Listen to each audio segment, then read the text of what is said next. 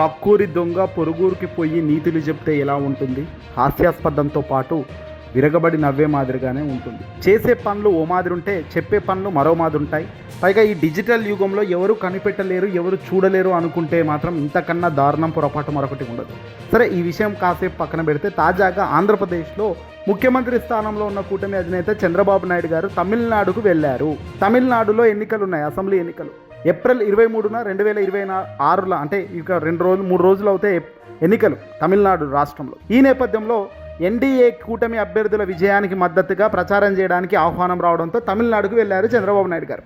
సరే, ఇక్కడంటే ఏది పడితే అది మాట్లాడుతుంటారు, హాస్యాస్పదమైన ఏదైనా గట్టిగా చెప్తుంటారు, అవద్దాన్ని కూడా 10 సార్లు. ఇక అందులో భాగంగానే కేంద్రంలో అధికారంలో ఉన్న ఎన్డీఏ కూటమిలో భాగంగా చంద్రబాబు నాయుడు గారు అక్కడ ప్రచారంలో పాల్గొన్నారు. ముఖ్యంగా బీజేపీ మరియు దాని మిత్రపక్షాల అభ్యర్థుల మద్దతు ఆయన రోడ్ షోలు, బహిరంగ సభలు నిర్వహించారు. ప్రధాన ప్రాంతాలకు కోయంబత్తూరు, మైసూర్, తల్లి మరియు చెన్నైలో ఆవిడి వంటి ప్రాంతాల్లో ప్రచారం నిర్వహించారు. ఎందుకంటే ఈ ప్రచారంలో ఈ ప్రాంతంలో తెలుగు మాట్లాడే ప్రజలు, తెలుగు ఓటర్లు గణనీయంగా ఉండడంతో వాళ్ళని ఆకర్షించేందుకు ఈ పెద్ద మనిషి చంద్రబాబు నాయుడు అక్కడికి వెళ్ళారు. సరే, వెళ్ళినారు, మరి అక్కడ ఏం మాట్లాడారు చూస్తే నిజంగా మీరు కూడా కింద పడి నవ్వే పరిస్థితి.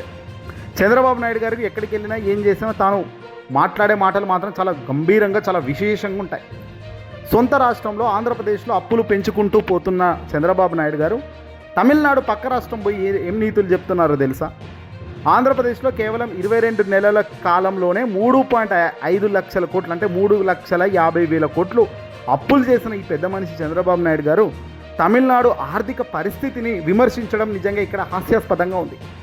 దేశ జీడిపిలో 9.4% వాటా ఉన్న తమిళనాడును ఆర్థికంగా వెనుకబడిన ఆంధ్రప్రదేశ్తో పోల్చి చంద్రబాబు అడ్డంగా ఇక్కడ దొరికిపోయారు.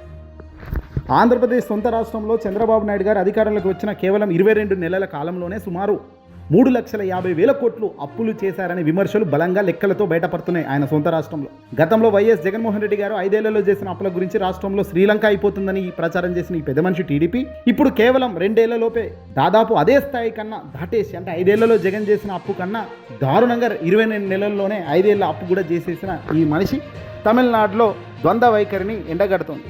ఆంధ్రప్రదేశ్ బడ్జెట్లో దాదాపు 18% కేవలం వడ్డీలు, అప్పులు, అసలు చెల్లింపులకే పోతుండగా పక్క రాష్ట్రంలోపై విమర్శలు చేయడం రాజకీయంగా విడ్డూరంగా మారింది. తమిళనాడు మరియు ఆంధ్రప్రదేశ్ ఆర్థిక పరిస్థితుల మధ్య పోలికే లేదని ఆర్థిక నిపుణులు ఇప్పుడు నవ్వుకుంటున్నారు. దేశ జీడీపీలో తమిళనాడు వాటా 9.4% ఉంటుంది. ఆంధ్రప్రదేశ్ వాటా కేవలం 4.8% మాత్రమే. అంటే తమిళనాడు కంటే ఆంధ్రప్రదేశ్ సగం కంటే తక్కువ ఆర్థిక సామర్థ్యాన్ని కలిగి ఉంది. తమిళనాడుకు సొంత పన్ను ఆదాయం, ఓన్ ట్యాక్స్ రెవెన్యూ చాలా ఎక్కువ. అప్పులు చేసినా వాటిని తీర్చే సత్తా రాష్ట్రానికి మెండుగా ఉంది. కానీ ఆంధ్రప్రదేశ్ మాత్రం కేంద్రం ఇచ్చే గ్రాంట్లు మరియు కొత్త అప్పులపైనే ఎక్కువగా ఆధారపడే పరిస్థితి ఉంది. ఇలాంటి పరిస్థితుల్లో ఒక బలమైన ఆర్థిక వ్యవస్థను విమర్శించడం అద్దాల మేడలో ఉండి ఇతరులపై రాళ్లు వేయడం కాదా? దానివల్ల ఆంధ్రప్రదేశ్ పరువు కూడా పక్క రాష్ట్రంలో తీసినట్టు కాదా? తమిళనాడు చంద్రబాబు నాయుడు గారి డబుల్ ఇంజన్ సర్కార్ కేంద్రంలో రాష్ట్రంలో ఒకే కూటమి ఉంటేనే అభివృద్ధి సాధ్యమని ప్రచారం చేస్తున్నారు.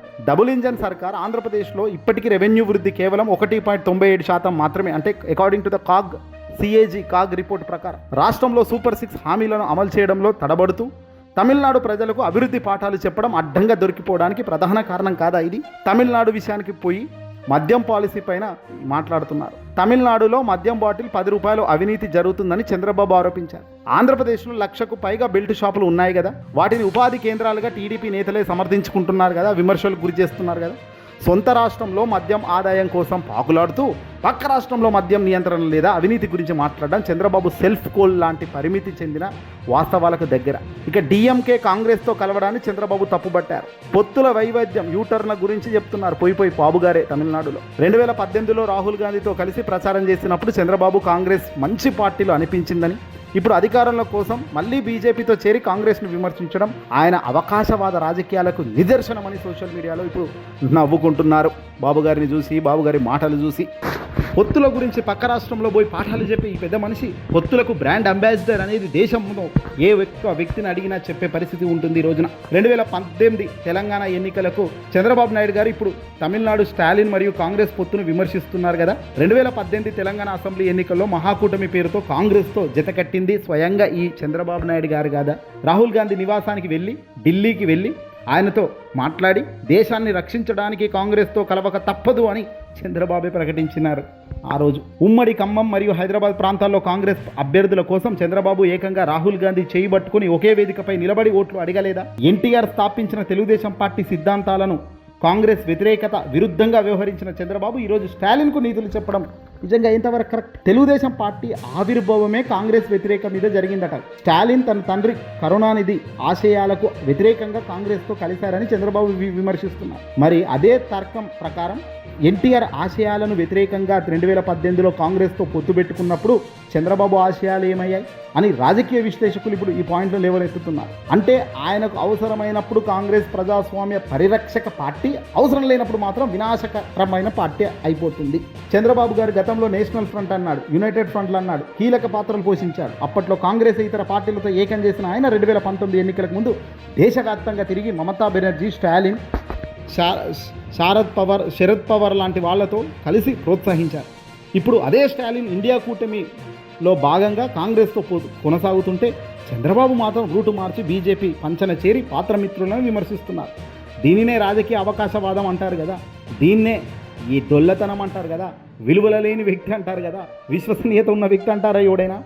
ఈ పొత్తుల పెద్ద మనిషి గురించి ప్రత్యేకంగా చెప్పాల్సిన పని లేదు. చంద్రబాబు రాజకీయ ప్రస్థానంలో పొత్తుల విషయంలో స్థిరత్వం లేకపోవడం ఆయనకున్న అతిపెద్ద దారుణమైన దెబ్బ, అదే పెద్ద మైనస్ ఈయన రాజకీయ చరిత్రలో. 1999 బీజేపీతో పెట్టుకున్నారు బాబు గారే. 2004 ఓడిపోయాక బీజేపీని తిట్టారు చంద్రబాబు నాయుడు గారే.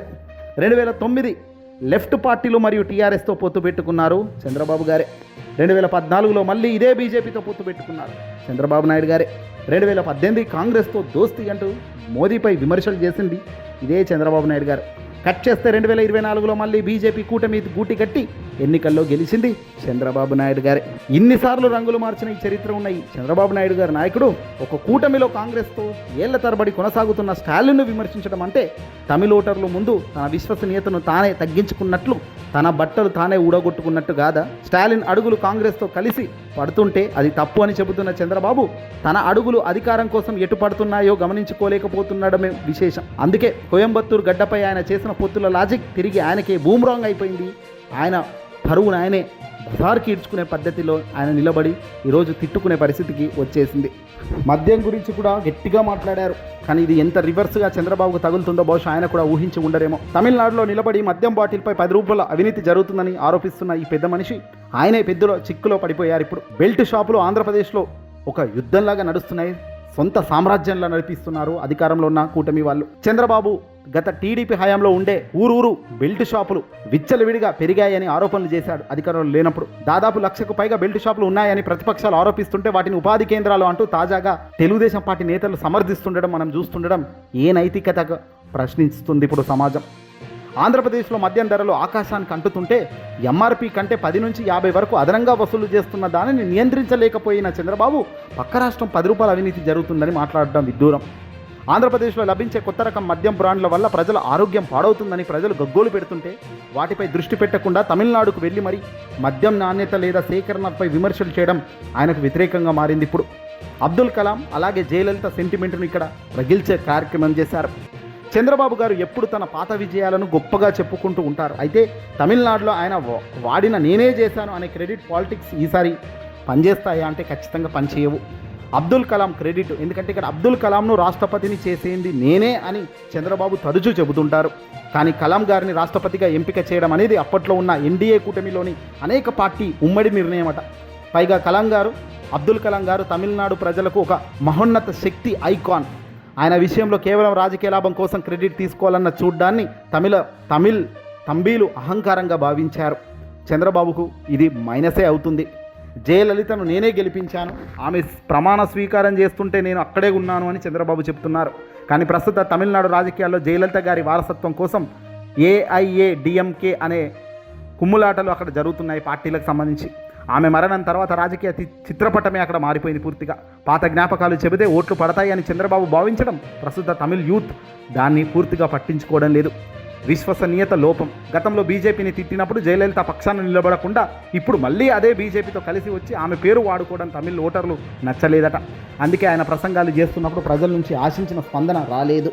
ఆంధ్రప్రదేశ్లోనే రాని స్పందన అక్కడ వస్తుందా? చంద్రబాబు నాయుడు గారు ఎక్కడికి వెళ్తే అక్కడ ఇదిగో ఈ డబ్బా కొట్టే కార్యక్రమం నడుస్తూనే ఉంటుంది.